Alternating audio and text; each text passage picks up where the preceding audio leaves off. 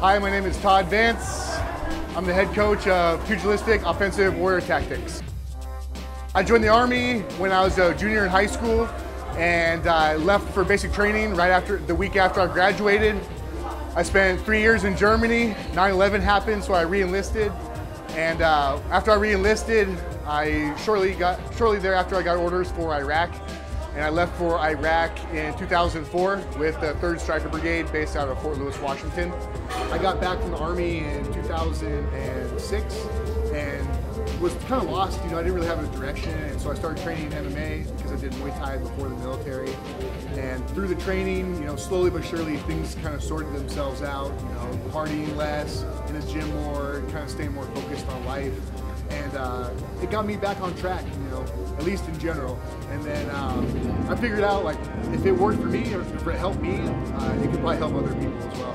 I think they come to the class for social aspects as well. If they don't have anybody waiting on them or wanting to see them, they know at least Tuesday, Thursday, and Saturday they have a place to be where people are like them. And that'll give them a reason to kind of show up to something. And then once you start making small positive choices, it'll snowball and you can build on something. You can build on those fundamentals. I mean, you come here after long days of work, and you get to relive that moment of being with your brothers again and training hard, and a sense of being humble as well, because you get you beat on each other, but in a positive way. You work each other out, and you leave here stress free. You go home and relax. It's a beautiful thing. It is exactly that. The brotherhood. It's hard to have people that you can talk to that's been exactly in the same situations you've been in.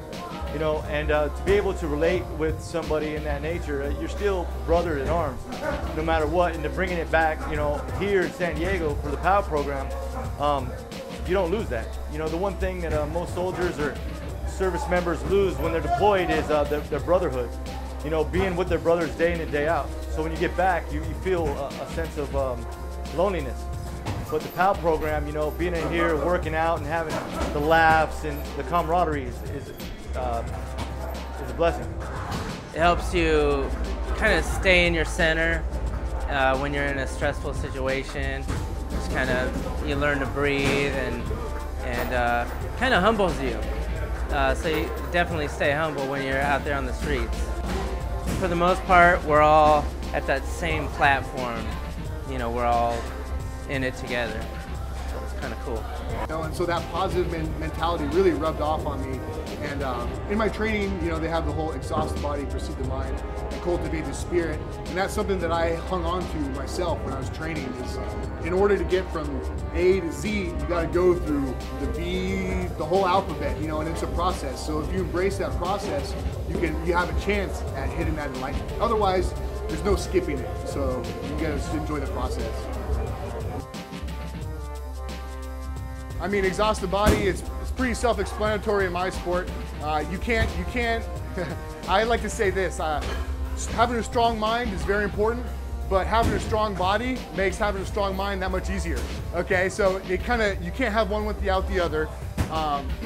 But if you can stay positive and be strong and push yourself to past the limits that you're used to, slowly but surely you'll get stronger. You'll be able to lift 1 more pound a day. You'll be able to be more flexible, 2 millimeters a day. You could do another round. You could spar a little bit harder. And over time, the little hilltops that you reach will end up being a mountain when you get to look back on the past.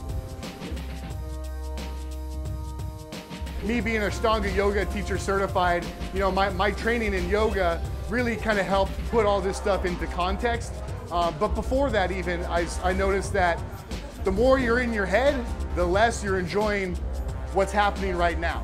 So if you're looking back on the past, whether that's good past or bad past, if you're reliving the glory days or stuck in the past thinking with regret and guilt of something that happened on deployment, you're not enjoying the present. And so if you can turn off the brain and go through physical labor, whether that's construction or art forms, painting, singing, or in my case, doing mixed martial arts, I'm gonna proceed the mind, get out of my own head, and move on to something higher than myself. Yeah, Cultivate the Spirit that doesn't happen by itself. That's why all 3 lines go together. You know, you can't have a bumper sticker that just says Cultivate the Spirit, because it takes work. You know, if you want to get the job that you want, if you want to create a masterpiece painting, it doesn't just pop on the wall. It doesn't just, you don't just get the desk that you want. You got to work for it. And so exhaust the body, proceed the mind, and then you can finally end up cultivating the spirit. And that's when you've transcended your own BS in your own head, your own baggage, and you've moved on to a higher plane of existence. I don't know if anybody ever reaches that, but it's good to have goals and it's good to have something to shoot for. And that's what I try to do every day. Positive things happen to positive people. You know, like, you know, positive reinforcement with your brothers and stuff like that, and actually, you know, pushing through the fatigue, doing the things with your brothers and stuff like that. And then at the end of our practices, you know, when we come into the middle and put our hands in, we scream brotherhood. That's not just what we're saying, that's something we're living by. And so they kind of planted those little positive seeds, those Islander seeds, where you could just chill, relax, hang out with each other, enjoy a casual company, and not always have to be on a mission, always have to be aggressive. And I really just enjoyed being in a positive state of mind. And so Fokai, for me, represents something that's positive in my life, something that you can build on. It represents freedom, and I don't know, it represents a family that even though I haven't met a lot of the guys in person in Japan or wherever, we all have something in common, and that's the idea of Fokai.